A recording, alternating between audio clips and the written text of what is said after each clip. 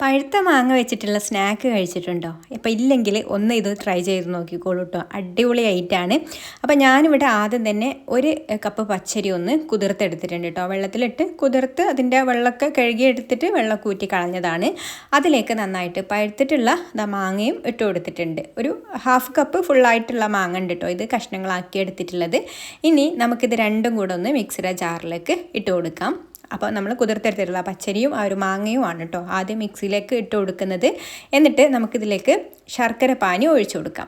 ശർക്കര പാനി ഞാനിപ്പോൾ ഇവിടെ ഒരു അരക്കപ്പ് പാനിയാണ് കേട്ടോ ഒഴിച്ചു കൊടുക്കുന്നത്. അപ്പോൾ അത് നമുക്ക് കുറച്ചുള്ള ഒരു 3 അച്ച് ശർക്കര അല്പം വെള്ളത്തിൽ മാത്രം ഉരുക്കിയെടുത്താൽ മതി, വെള്ളം കൂടി പോവേണ്ട ആദ്യം തന്നെ. അപ്പോൾ കുറച്ച് വെള്ളത്തിൽ ശർക്കര ഒന്ന് ഉരുക്കിയെടുത്തതിന് ശേഷം അതൊന്ന് അരിച്ചിട്ട് ചൂടാറി വന്നതിന് ശേഷമാണ് കേട്ടോ ഇതിലേക്ക് ഒഴിച്ചു കൊടുക്കുന്നത്. അപ്പോൾ അരയാൻ ആവശ്യത്തിനുള്ളത് ഒഴിച്ചു കൊടുത്താൽ മതി. എന്നിട്ട് ഇത് നന്നായിട്ടൊന്ന് അരച്ചെടുക്കാം. നല്ല ഫൈനായിട്ടൊന്നും അരിഞ്ഞു കിട്ടില്ല കേട്ടോ, അറിയാമല്ലോ ശർക്കര പാനിയിൽ അരച്ചെടുക്കുന്ന സമയത്ത് ആ ഒരു പച്ചരിയുടെ ചെറിയൊരു തരിയൊക്കെ ഉണ്ടാവും, അത് കുഴപ്പമില്ല, അങ്ങനെ തന്നെ ഒന്ന് അരച്ചെടുത്താൽ മതി.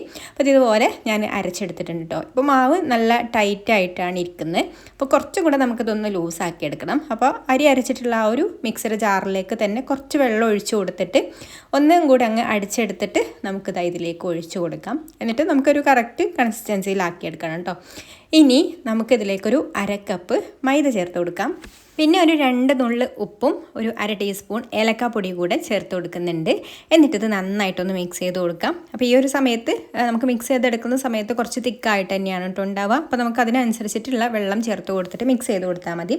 അപ്പോൾ ആദ്യം മിക്സ് ആക്കി എടുത്തതിന് ശേഷം മാത്രം ആവശ്യത്തിന് വെള്ളം ചേർത്ത് കൊടുത്തിട്ട് മിക്സ് ചെയ്ത് കൊടുക്കാം. അപ്പോൾ ഇതുപോലെ അങ്ങ് നന്നായിട്ട് ഞാൻ മിക്സ് ചെയ്തെടുത്തിട്ടുണ്ട്.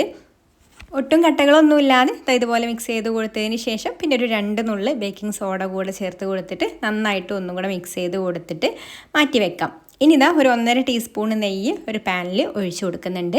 അതൊന്ന് ചൂടായി വരുന്ന സമയത്ത് അതിലേക്ക് തേങ്ങാക്കൊത്ത് ഇട്ട് കൊടുക്കാം. തേങ്ങാക്കൊത്തൊക്കെ നമ്മുടെ ഇഷ്ടത്തിനനുസരിച്ചിട്ട് ഇട്ട് കൊടുക്കാം കേട്ടോ. ഞാനിപ്പോൾ ഒരു 3 ടേബിൾ സ്പൂണൊക്കെ തേങ്ങാക്കൊത്ത് ഉണ്ടത്. അപ്പോൾ അത്രയും തേങ്ങാക്കൊത്ത് ചേർത്ത് കൊടുത്തിട്ട് ഇതൊന്ന് വറുത്ത് ഒരു ഗോൾഡൻ കളറായിട്ട് വരുന്ന സമയത്ത് ഒരു 1/2 ടീസ്പൂൺ എള്ള് കൂടെ ഇതിലേക്ക് ചേർത്ത് കൊടുത്തിട്ട് ഒന്നങ്ങ് വറുത്തെടുത്തതിന് ശേഷം പിന്നെ നമ്മൾ റെഡിയാക്കി എടുത്തിട്ടുള്ള ആ ഒരു മാവിലേക്ക് ചേർത്ത് കൊടുത്തിട്ട് മിക്സ് ചെയ്ത് കൊടുക്കാം.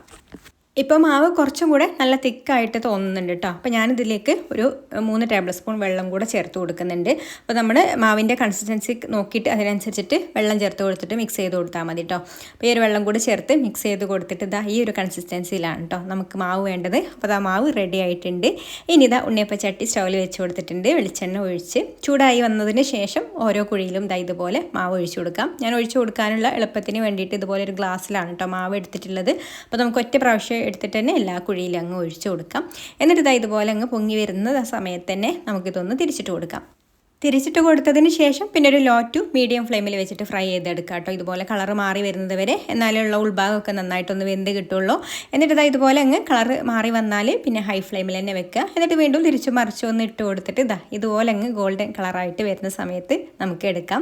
അപ്പോൾ ഇത്രയേ ഉള്ളൂ, എളുപ്പത്തിൽ ഉണ്ടാക്കിയെടുക്കാൻ പറ്റിയിട്ടുള്ള നല്ല ടേസ്റ്റിലുള്ള മാങ്ങ ഉണ്ണിയപ്പം റെഡി ആയിട്ടുണ്ട്. അപ്പോൾ ഈ ഒരു മാങ്ങ സീസണിൽ ഇതും കൂടി ഒന്ന് ട്രൈ ചെയ്ത് നോക്കിക്കോളൂ കേട്ടോ. ഒരുപാട് റെസിപ്പീസ് ട്രൈ ചെയ്ത് നോക്കുന്ന കൂട്ടത്തിൽ ഇഷ്ടമായിട്ടുണ്ടെങ്കിൽ ലൈക്ക് ചെയ്യാനും ഷെയർ ചെയ്യാനും ചാനലൊന്ന് സബ്സ്ക്രൈബ് ചെയ്യാനും ഫേസ്ബുക്കിലാണ് കാണുന്നതെന്നുണ്ടെങ്കിൽ പേജ് ഒന്ന് ഫോളോ ചെയ്ത് സപ്പോർട്ട് ചെയ്യാനും കൂടി മറക്കല്ലേ.